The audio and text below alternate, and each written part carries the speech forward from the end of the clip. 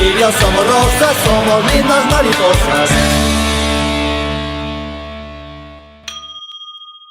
El PP, el PSOE, UPyD, y las derechas nacionalistas, votaron el Tratado de Estabilidad, Gobernanza y Coordinación de la Unión Económica y Monetaria de 2012, que exige a los estados cuya moneda es el euro, adoptar todas las medidas necesarias, para que en el 2020, la deuda pública no sobrepase el 60% del PIB, y el gasto en empleo y servicios públicos de todas las administraciones, sea cero.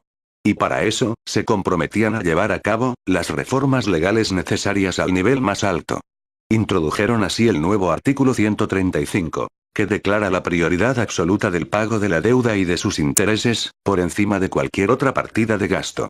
Si se tiene en cuenta que para pasar desde ahora a 2020, de una deuda pública de cerca de 1 billón de euros a 600.000 euros, hay que reducir el gasto público en 5 años, en 400.000 millones de euros. La consecuencia directa, es la liquidación de prácticamente, la totalidad de los servicios públicos.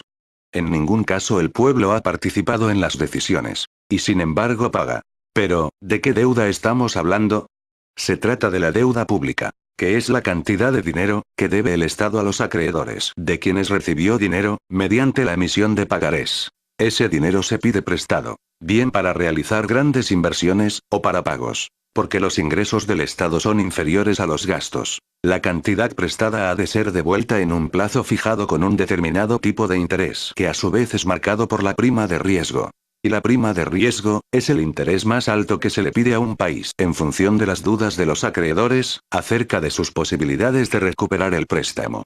En 2013 el Estado pagó 190.000 millones de euros, por el capital que debía ser devuelto en ese año, que era de 151.482 millones de euros, más los intereses, 38.590 millones de euros.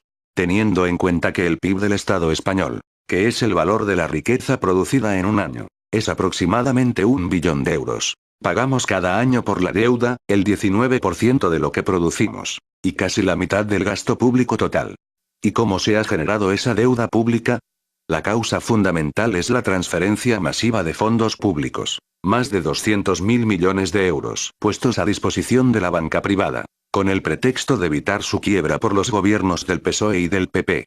Aunque ese concepto es el más importante, también han contribuido a generar esa deuda, las subvenciones a empresas inmobiliarias o del automóvil, el enorme gasto en obras públicas innecesarias, los descomunales gastos en armamento, 40.000 millones de euros, las privatizaciones de la gestión de servicios con financiación pública, etc. El incremento de la deuda en España está también directamente relacionada con la caída de los ingresos, en buena parte debido a políticas fiscales por las que quienes más tienen, pagan cada vez menos, mientras aumentan sin cesar los impuestos indirectos. También por la evasión de capitales a paraísos fiscales, que se calcula en cerca de 1 billón de euros que no se ingresa, según los técnicos de la agencia tributaria. Lo que defraudan al año los grandes empresarios y las grandes fortunas, estaría en cerca de 70.000 millones de euros, que es aproximadamente lo que se gasta el Estado en sanidad. El ejemplo más claro de que la Unión Europea y el Banco Central Europeo son instrumentos del gran capital, y sobre todo, de la gran banca, es el siguiente.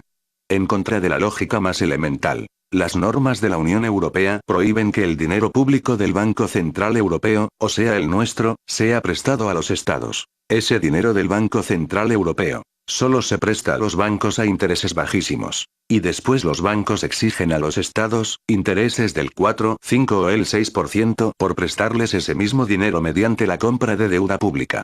No hay negocio más redondo ni más seguro. ¿Qué mejor que la de crear deuda pública generada por el robo sistemático de los políticos, y luego, convertirlo en deuda que tengan que pagar otra vez los ciudadanos? Pues así es, sin más pero también sin menos. Adiós. Dame una